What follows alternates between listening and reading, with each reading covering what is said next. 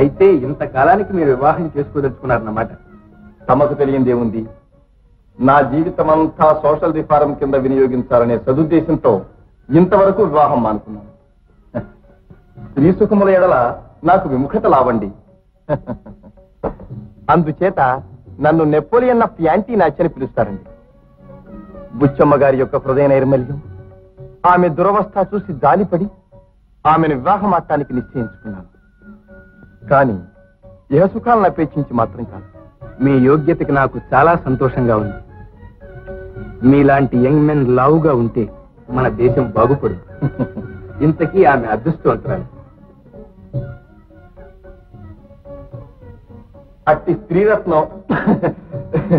ఇట్టి స్త్రీరత్నం దొరికిన కారణం చేత నేనే అదృష్టవంతుడని భావిస్తాను.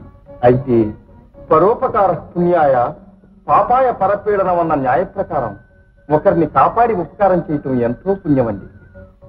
నమస్కారం అండి. నమస్కారం, కూర్చోండి. పర్వాలేదండి. ఈవిడేనా బుచ్చమ్మ గారు? క్షమించాలి, మరొకరితో అయితే కల్పించి మారు పేరు చెప్పుదును, కానీ తమతోటి అబద్ధం ఆడతాలండి. ఆహాహాహాహా, ఆ భోజరాజు ముఖం చూస్తే కవిత్వం పుట్టినట్టు మీ ముఖం చూస్తే ఎవరి నోటింటైనా నిజమే వస్తుందండి. అవునా? ఒకనొకరికి తప్ప.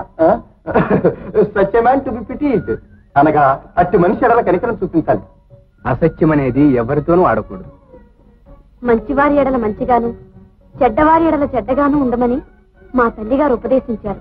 మీ తల్లిగారు పూజ్యులే, కానీ మనం చెడ్డవారు అనుకునే వారి ఎడలు కూడా మంచిగా ఉండటానికి ప్రయత్నిస్తే ఈ లోకం మరింత ఇంపుగా కనబడుతుంది. ఏం విలువైన మాటలు!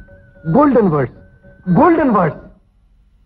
ఒక చెడ్డ మనిషి ఉన్నాడనుకోండి, ఒకడిని అనటం ఎందుకు, ఆ చెడ్డ మనిషి నేనే అనుకోండి. అట్టి చెడ్డవాడనైనా నా యందు మంచిగా ఉండటమే యోగ్యత. తమ వంటి మంచివారి ఎడల అంతా మంచిగానే ఉంటారు. అపకారికి ఉపకారము నెపమెన్నక చేయువాడు నేర్పరి సుమతి అని కవి అన్న మాటలు పర్ఫెక్ట్ జమ్ కాదండి. నా భావాన్ని మీరు బాగా ఉపయోగించారు. గిరీశం గారు మా గురువు గారండి. అలాగా, చాలా సంతోషం. మీరెవరో చెప్పారు గారు? నేను వచ్చిన పనికి నా పేరుతో పని లేదు, క్షమించమని ప్రార్థన.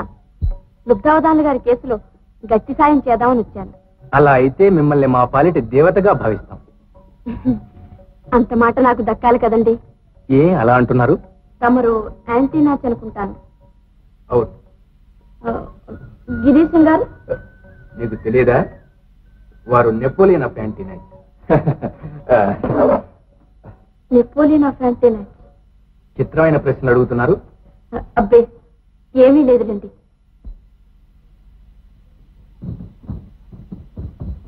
ఎక్కడికి రా నెమ్మదిగా జారుకుంటున్నావా? నేనంతా విన్నానులే. నీ అమ్మ కడుపు కావాలా? నీకు నమస్కారం. నన్ను పోని. నిన్ను పోనివడమా? పాపం, ఇంకో వివరాలు తీసుకొచ్చి ఇక్కడ విడిచిపెట్టి పోదాం అనుకుంటున్నావా? ఉండు పంతులు, నేను ఇప్పుడే కేకేస్తాను. అది విధవరాలు కాదే, మధురవాణి. ఊరి నీ మొహం తగలయ్యా, ఇంకా దాన్ని విడిచిపెట్టలేదట్రా? నిన్ను దాన్ని ఏనాడో విడిచిపెట్టాను. మీరే నన్ను విడిచిపెట్టకుండా ఎక్కడికి వెళ్తే అక్కడ ఎవరో లాగా ప్రత్యక్షం అవుతున్నారు. మీ అమ్మ కడుపులు కాదా? మధురవాణివా? వేశ్యవా? ఎంత మోసం!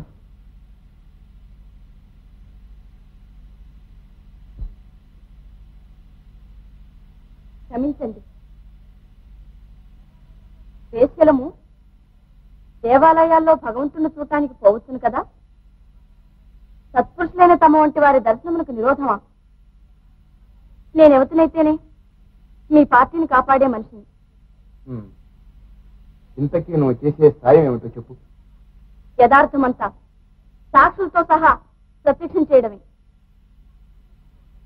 అన్నట్లు నీకు గిరీశం గారి పరిచయం? క్షమించండి. నెపోలియన్ ఆఫ్ యాంటీ నాచ్ గారు, ఇలా రండి. ఔరా ఆషాఢభూతి, ఆఖరుకు నన్ను కూడా భ్రమింపజేస్తే. పాపం బుచ్చమ్మ బ్రతుకు పాడు చేద్దాం అనుకున్నావు. తక్షణం ఇంట్లో నుంచి వెళ్ళిపో.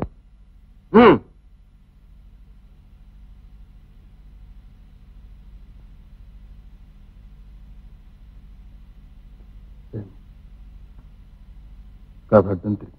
ఒక్క మాట, మీరు పూజ్యులు, మీకు చెప్పదగ్గదాన్ని కాను. గిరీశం గారు ఆషాఢపూతి లాంటి వారిని ఎరుగుండిని ఆయన్ని మళ్ళీ ఈ విశాల ప్రపంచంలోకి పంపిస్తే ఇంకా ఎంతమంది బుచ్చమ్మల్ని పాడు చేస్తారో ఆలోచించండి. బుచ్చమ్మ ఎలాగా వీధిని పడనే పడింది. ఆయన వివాహం ఆడడానికి సిద్ధంగానే ఉన్నారు కనుక వారిద్దరకు వివాహం చేయడమే మంచిదేమో ఆలోచించండి. అవును, సోదర సోదరీమణులారా, మన దేశంలో తల్లిదండ్రులు డబ్బు కాసించి పసిపిల్లల్ని ముసలివాళ్లకు అమ్ముకోవడం అనే దురాచారం ఉంది. అదే కన్యాశుల్కం. ఆ దురాచారానికి ఆహుతై పసితనంలోనే విధవరాలైన బుచ్చమ్మనే ఈ అమ్మాయిని సంఘ సంస్కరణాభిలాషి అయిన ఈ గిరీశం గారు వివాహం చేసుకోబోతున్నారు. ఆదర్శమైన ఈ పునర్వివాహమునకు మీరందరూ అనుజ్ఞ ఇవ్వవలసిందిగా ప్రార్థిస్తున్నాను.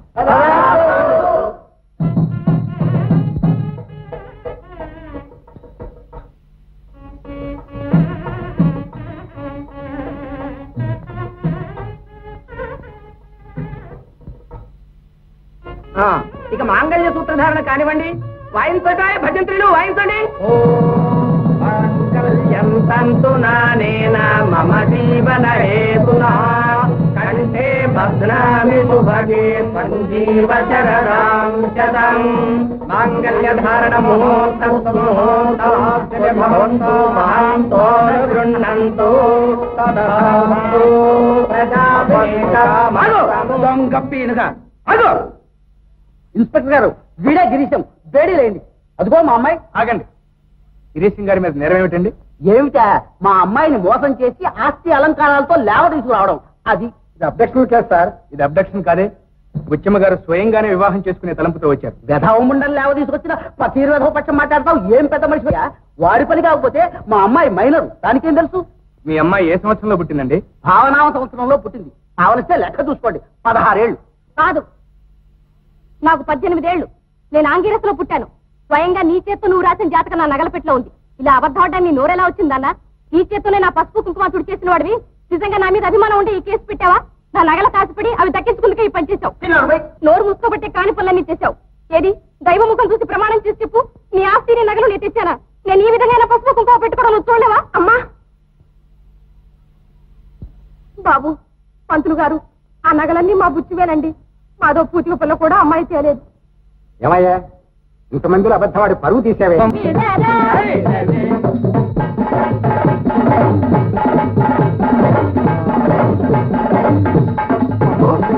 అది కూడా పిల్ల.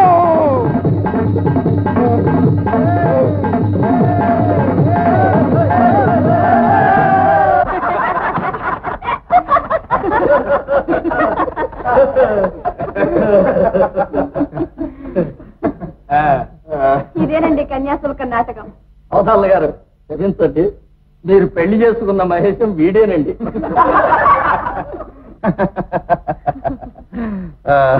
ఇదిగో తమ కన్యాశుల్కం 1200 రూపాయలు. అయితే మీరేనా గుంటూరు శాస్త్రులు గారు? అవునండి, ఈ పిల్ల వారి మేనగోడలు. ఈ పిల్లని పెళ్లాడడానికి అవధానులు గారు సిద్ధపడ్డారు. ఆ ఘోరం సహించలేక వెంకమ్మ గారు నూతులో పడ్డారు. ఈ పెళ్లి తప్పించడానికి గత్యంతరం లేక శాస్త్రులు గారు ఇంత నాటకానికి పాల్పడ్డారండి.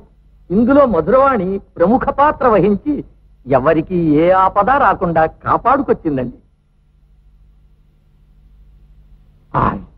ఎంత పనిచేశావురా, ఈ ముసలివాడికి బాగా బుద్ధి చెప్పావురా. అగ్నిహోత్రావధానులు, ఈ క్షణం నా ఆస్తిలో సగం మహేశానికి రాసిచ్చేస్తున్నాను. ఇదిగో సుఖినిచ్చి పెళ్లి చేసి. గ్రాండ్ అన్నగారు, బుచ్చి గ్రాండ్. బాగుంది. పంతులు గారు, మిగతా సగం ఆస్తి విధవుల మఠానికి ఇప్పించండి. సగం దస్తావేజులు రాయండి, ఇప్పుడే దస్కత్ పెడతాం. చాలా సంతోషం అండి. ఆహా, ఏం త్యాగం, ఏం త్యాగం. అన్నీ మీనాక్షి, ఏనన్నా నీ ఇష్టం అయితే విధవుల మఠంలో చేరు, లేదా కాశ్యాంతు మరణాన్ముక్తి అన్నారు, నాతో కాశీకి పోదాను రా. మధురవాణి, నువ్వు న్యాయానికి ధర్మానికి తోడ్పడి మనుషులకి కులం కాదు గుణం ప్రధానమని రుజువు చేశావు. నా సంతోషాన్ని తెలియపరచడానికి ఇదిగో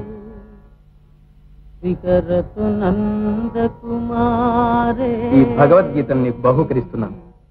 చదువుకుని కృతార్థురాలివిక. ధన్యురాలు.